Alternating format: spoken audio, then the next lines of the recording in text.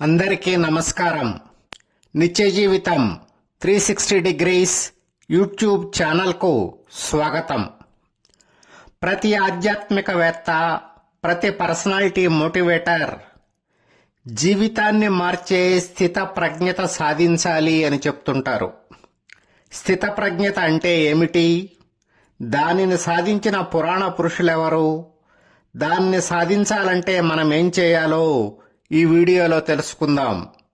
వీడియోను స్కిప్ చేయకుండా చివరి వరకు చూడండి.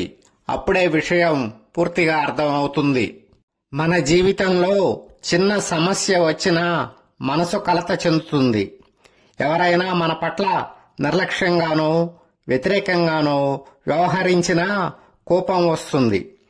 ఏదైనా కోల్పోయినా దేనినైనా పోగొట్టుకున్నా బాధ కలుగుతుంది. అయితే సుఖంలో ఉప్పొంగకుండా, దుఃఖంలో కుంగిపోకుండా ప్రశాంతంగా నిలబడగలగటమే స్థితప్రజ్ఞత.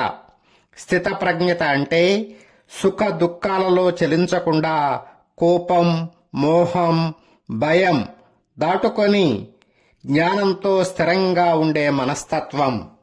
ఈ భావనను ప్రధానంగా భగవద్గీతలో వివరించారు.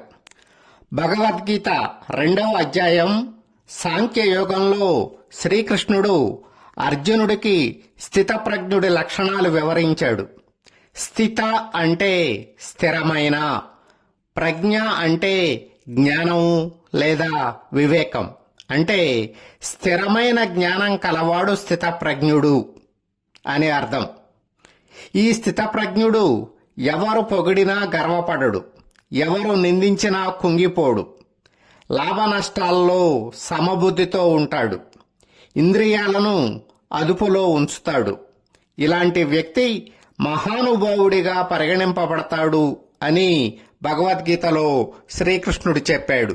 స్థితప్రజ్ఞతకు మంచి ఉదాహరణ శ్రీరాముడు. తనకు రాజ్యాభిషేకం జరగాల్సిన రోజు అనూహ్యంగా వనవాసం విధించబడింది. అది కూడా 14 సంవత్సరాలు. అటువంటి సందర్భంలో మనలాంటి సాధారణ మనిషి అయితే కోపంతో రగిలిపోతాడు. కానీ శ్రీరాముడు తొణకలేదు, బెణకలేదు. తండ్రి మాటను గౌరవించి ప్రశాంతంగా అడవికి వెళ్ళాడు. ఇది స్థితప్రజ్ఞతకు అద్భుత ఉదాహరణ. ప్రహ్లాదుడిని కూడా రాక్షస తండ్రి అయిన హిరణ్యకశిపుడు ఎన్నో హింసలకు గురిచేశాడు. అగ్నిలోకి విసిరాడు, కొండపై నుంచి తోశాడు, పాములతో వేధించాడు. అయినా ప్రహ్లాదుడు భయపడలేదు. విష్ణు నామస్మరణతో ప్రశాంతంగా నిలిచాడు.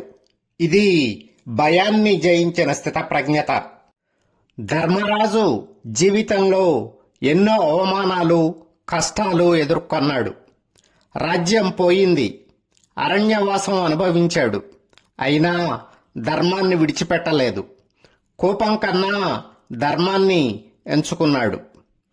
ఇది పరిస్థితులు ఎలా ఉన్నా ధర్మం వైపు నిలబడే స్థితప్రజ్ఞత. హరిశ్చంద్రుడిని పరీక్షించేందుకు విశ్వామిత్ర మహర్షి ఆయనచే రాజ్యాన్ని దానం చేయించాడు. తరువాత రాజ్యం, సంపద, గౌరవం అన్నీ కోల్పోయాడు హరిశ్చంద్రుడు. భార్య, కుమారునితో వేరుపడ్డాడు. శ్మశానంలో పనిచేయాల్సి వచ్చింది. ఆ క్రమంలో తన కుమారుడు మరణిస్తే ఆయన మనస్సు చలించలేదు. పైగా కుమారుని శవ సంస్కారం కోసం సొంత భార్య నుంచే రుసుము వసూలు చేశాడు. రాజ్యం పోయినా, కుమారుడు పోయినా, గౌరవం పోయినా సత్యాన్ని విడవని మహామనిషి హరిశ్చంద్రుడు, నిజమైన స్థితప్రజ్ఞుడు. దీని నుంచి మనం నేర్చుకోవలసిందేమిటి? స్థితప్రజ్ఞత అంటే చుట్టూ ఉన్న సమాజాన్ని, మనుషులను వదిలేసి ఏ అడవులకు వెళ్లడమో లేదా ముక్కు మూసుకొని మూలన కూర్చొని తపస్సు చేయడమో కాదు.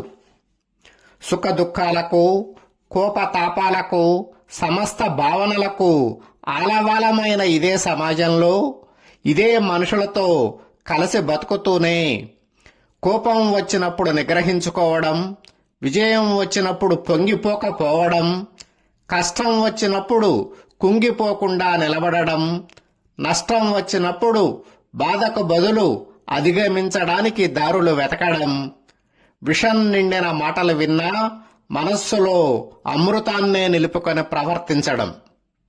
ఇదే నేటి జీవితంలో మనం సాధించాల్సిన స్థిత ప్రజ్ఞత.